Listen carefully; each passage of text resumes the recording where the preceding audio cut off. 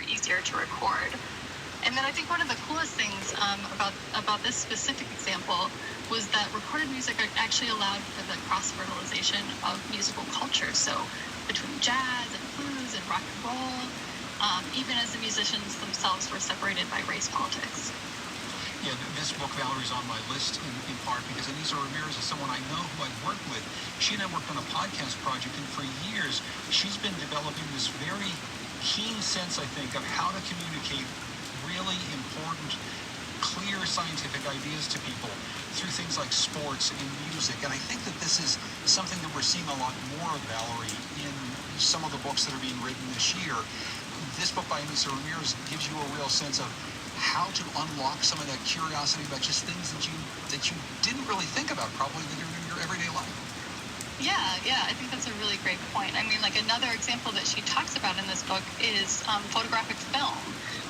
And she writes about how early photographs of Black people were often underexposed because dark skin absorbs more light than white skin, and how like Kodak actually knew that this was a problem, but they didn't reformulate their product until they started getting complaints from furniture manufacturers and confectioners who started to complain that their customers couldn't see the difference between wood species and chocolate varieties. So it's really interesting. You know, the book is packed with these really interesting anecdotes and kind of, like you said, showing the hidden world that maybe we don't think about underneath everyday objects.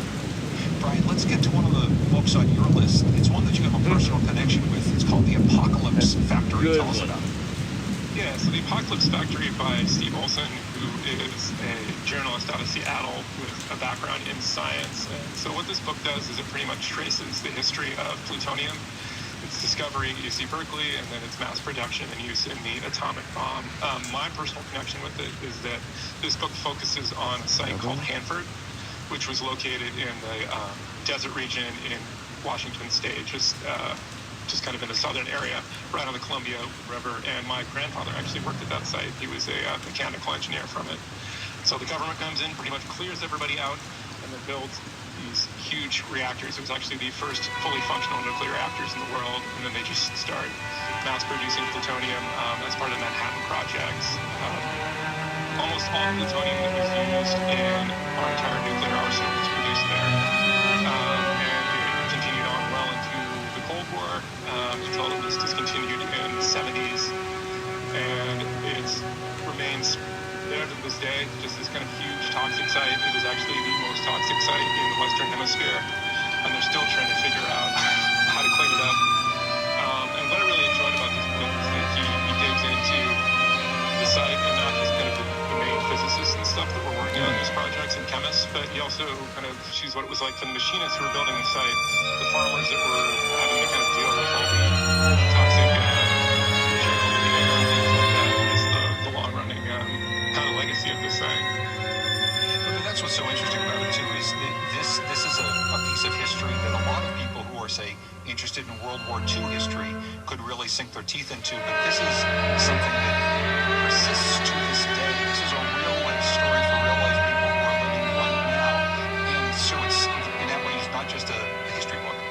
Yeah, exactly. And it's just got a lot of long-lasting lessons for just kind of like careful with what we do when we innovate so quickly. I mean, that we're able to kind of make these huge strides in science, but at low cost, and not really thinking about the future. So we have another book in here. It's called The Great Indoors. Just the title of the book. I think a lot of people are thinking an awful lot about the Great Indoors, especially as weather gets colder and we're going to be stuck inside for the entire winter. So tell us about this book. Yeah, so obviously this one feels appropriate given how much time a lot of us are spending indoors right now. But the book basically encourages readers to think about whether or not the built environment is really serving your needs. And so it's focused on the behavioral implications of indoor design in a bunch of different contexts. So can we improve surgical outcomes with better designed operating rooms?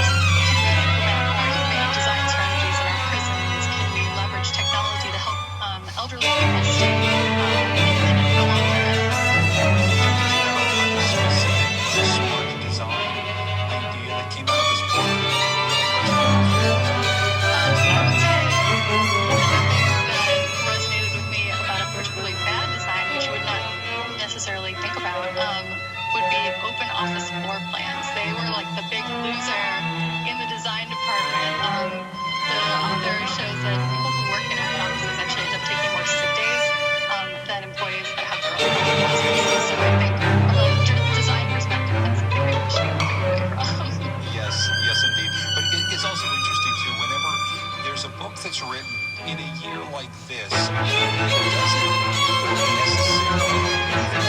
things that people are experiencing. It just seems to be so precious, so exactly what we're thinking about. Valerie, you know, open office photos are people's favorite thing, but now right, it's a little bit of the same way that it was before. This is a book that actually hit a rhythm and blues, it seems. Yeah, exactly. And it's funny because, like you said, this book was obviously written in pre-pandemic times, but there are a lot of relevant applications. So, for example, she spends a whole chapter talking about microbes in our homes, and this is a time when people are really maybe leaning heavily into the antimicrobial cleaners and things, and that's something, at least from this book, we're learning kind of similar to the human body. Like, homes have a microbiome, and it's not necessarily all bad microbes. Some of our cleaning them, very thoroughly with all these antimicrobial agents could be disrupting the good part of the microbiome. So that's just something to keep in mind moving forward. We have a listener suggestion now. Matt Milton has one for us. So I thought the book Entangled Life by Merlin Sheldrake was really great.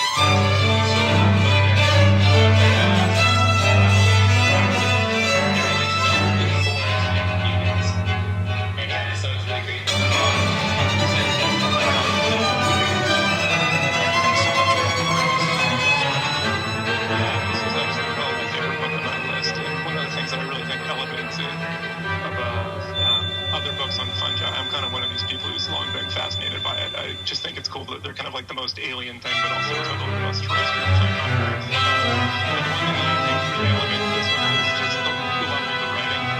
It's just, he's got such a poetic turn of phrase, and it really makes it so it can really kind of get deep into the dirt. It's so sensuous and stuff like that. And he's describing the way mycelium kind of create these huge networks. You really, really get an idea of like how it works and kind of what the fungi perspective is. And it made you feel what it's like to be a mushroom. Yeah, I think so. Well, but that's really interesting because this isn't the only book of recent times that has been written on this subject. This is something that more and more people are writing about, thinking about. People care more about mushrooms maybe than ever before. Yeah, well, they're fascinating. I mean, and this book really, really kind of highlights just how we owe absolutely everything to mushrooms. Like, they just connect these huge, massive biomes together and just like make it so forests and things like that really function. And the thing I found most fascinating about this book is that it really shows how mushrooms are kind of almost entirely responsible for life on dry land.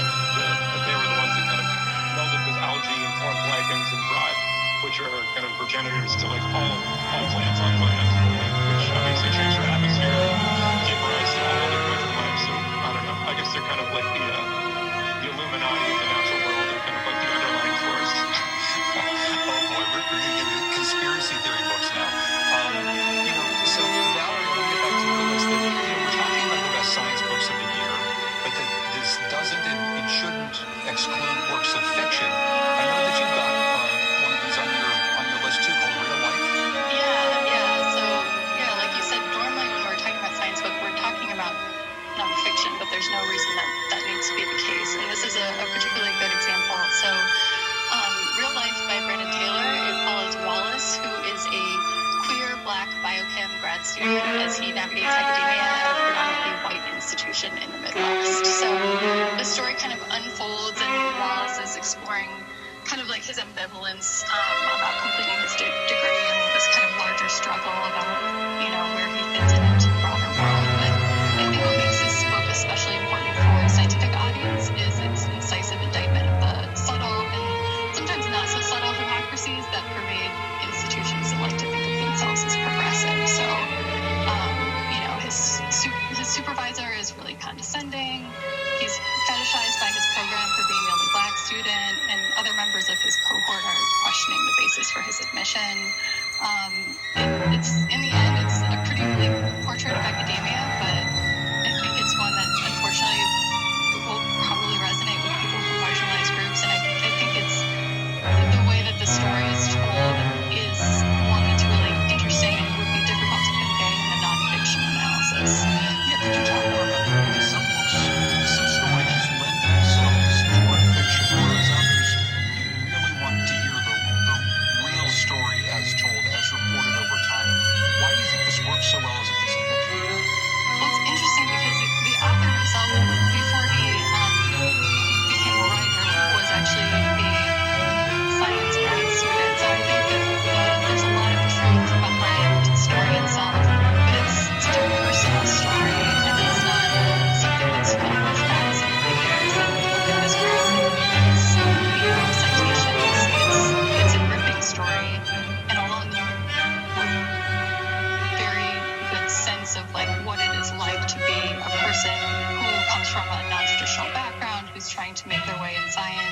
And so I think that for that reason, like I said, it's just not something that can be easily conveyed in nonfiction.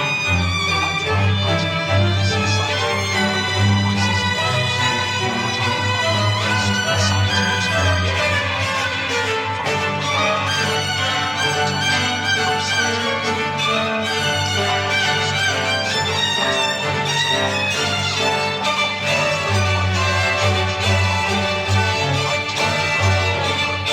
So the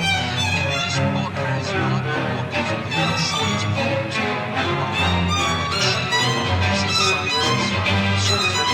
to her on Science Friday. It was just the summer. And this book is not a book of science poems. She's a scientist. She writes about climate change. She writes about some of the apocalypses that we have coming. And I think much like what you were saying, sometimes poetry is the only form to get across some very big ideas that are almost too scary to talk about in real life.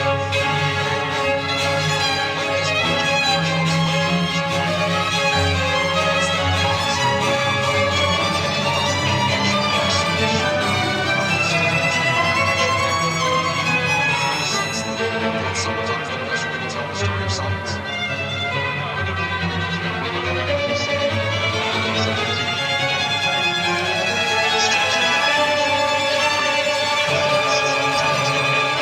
can't think of any books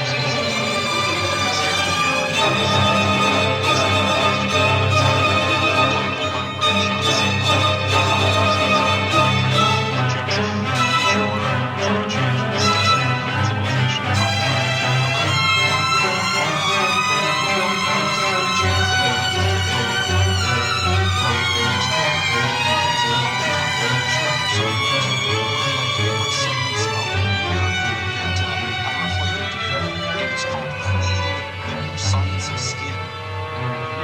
This one is really, really amusing. This is another one that's very, very well written. So James Hamlin, he's a staff writer for The Atlantic, and he also is a working physician.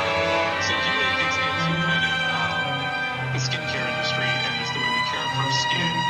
And he is kind of the ultimate in practicing what he preaches, in that he has not showered in 5 years. Meaning that he rinses off, and he's he makes sure to be very clear that he still washes his hands, and he understands that that's an extremely important practice, especially in these days.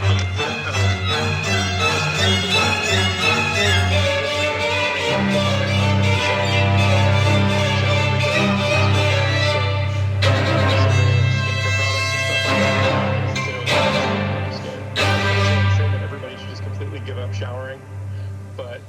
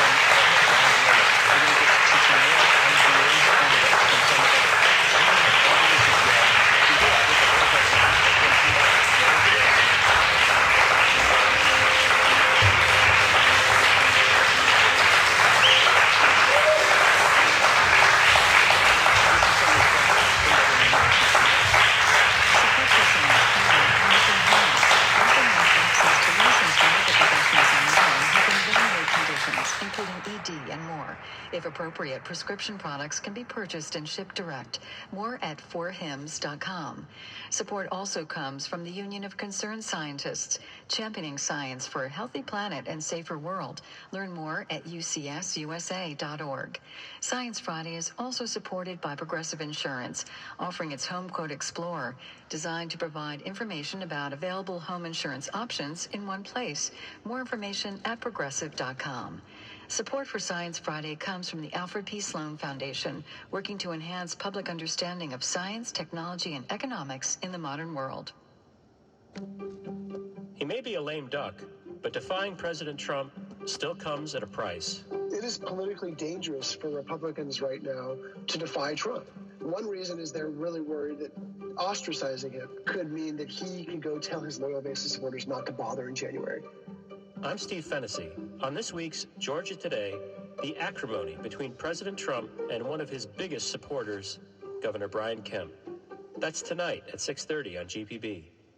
Support for 88.5 GPB Atlanta comes from monthly sustainers and the Atlanta Journal-Constitution, offering a community conversation on the Nutcracker, going behind the scenes with Atlanta ballet dancers and AJC journalists. Live stream December 17th at 5 p.m. Visit ajc.com/conversations. And UGA College of Agricultural and Environmental Sciences, now offering a major in hospitality and food industry management, combining business education with hands-on food industry expertise. More at hospitality.caes.uga.edu. President Trump has been relentless in blaming China for the coronavirus pandemic. That tactic has made life hard for East Asian college students. The pandemic got so severe in the United States is really not because of Chinese virus. Hear more about how college students are coping with bigotry inspired by the pandemic later on All Things Considered. GPB News, stand with the facts.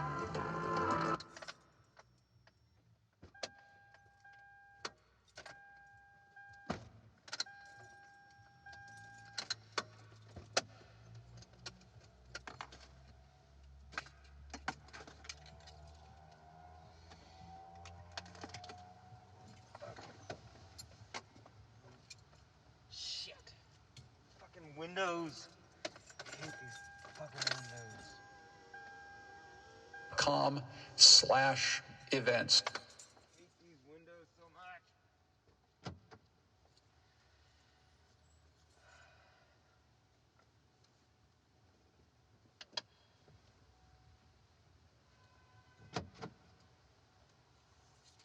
Where's my phone? Just had it.